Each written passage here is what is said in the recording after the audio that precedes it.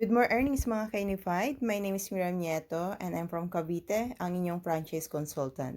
Ayan, so today we are going to discuss how to fund requests using our Gcash account. Ayan, so let's go to our Gcash. So kung may Gcash po kayo, mag-login lang po kayo. Ayan, so once na kayo ay fully verified na, you can use your Gcash. And then, let's go to bank transfer. Ayan. So, pwede po kayo mag-add account dito para sa susunod na transaction nyo is mabilis na lang. So, paano mag-add account is just click the plus sign and then piliin nyo po yung BDO account. Ayan. So, nickname, you can set like UPS. And then, account name is Unified Products and Services. Ayan, type lang po natin.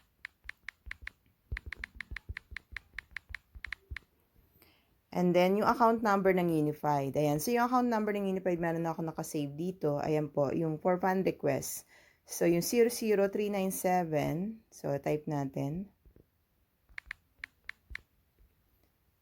And then, 0103244.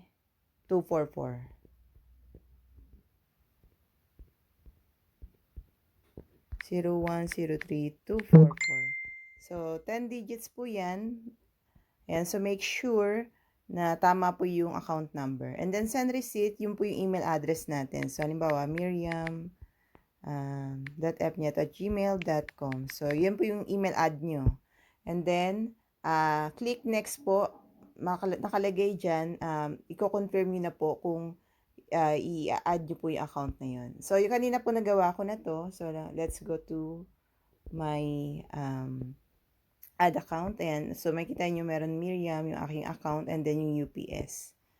Ayan. So, nakalagay na po siya. So, lalagay nyo ng amount every time na mag-bank transfer po kayo sa Unified Products and Services. So, okay. So, nagawa ko na po yung kanina. So, let's go to our Ecash account. Ayan. So, ito po. So, login din po kayo sa inyong account. Lagay niyo po yung username and password nyo. Once nakalagin na kayo, punta po tayo dito sa triple dots. Ayan, triple dots nandito sa inyong kanan. Tapos makikita niyo po fund request. Yun. Click natin po yung choose para mag-upload po tayo ng image dito. So, hanapin po natin. Ito po yung aking ilalagay. So, upload po natin siya. So, kasi after nung sa Gcash nyo, no, yung transaction nyo po, pwede nyo po i-screenshot yon. So, this is the second step, yung paglalagay po ng reference number. So, na-copy and paste ko na po siya kanina. So, makita nyo po sa Gcash nyo, meron siyang Gcash reference number, yun po yun. So, lagay nyo lang po dito, copy and paste nyo lang. Then, yung mobile number ko po, or mobile number nyo po, lagay nyo po dyan. Tapos, fund type is Ecash. Deposit type is through online. Tapos, bank name is BDO. Branch name po nito ay, ayan, Araneta Cubao.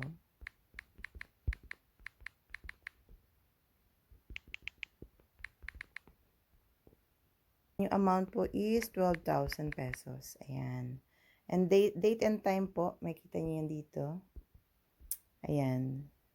So, yung sa akin po, nilagyan ko na ng pangalan ko, saka yung reg code ko po. So, ayan po yung date and time natin. October 18, 2021 and 8/11.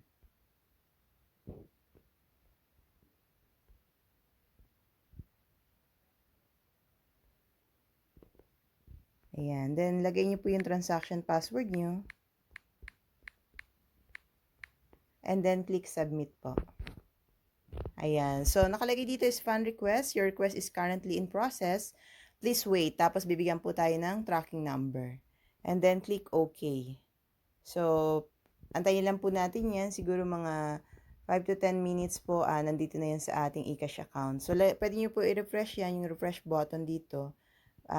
Or kung wala pa, pwede naman din natin i-follow up siya through our CSR, yung ating customer support representative, no? Pwede tayo mag-online support. Ayan.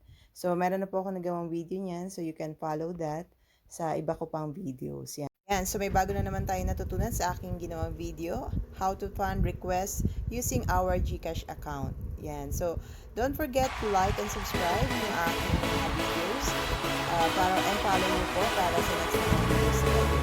With that po, good morning and God bless.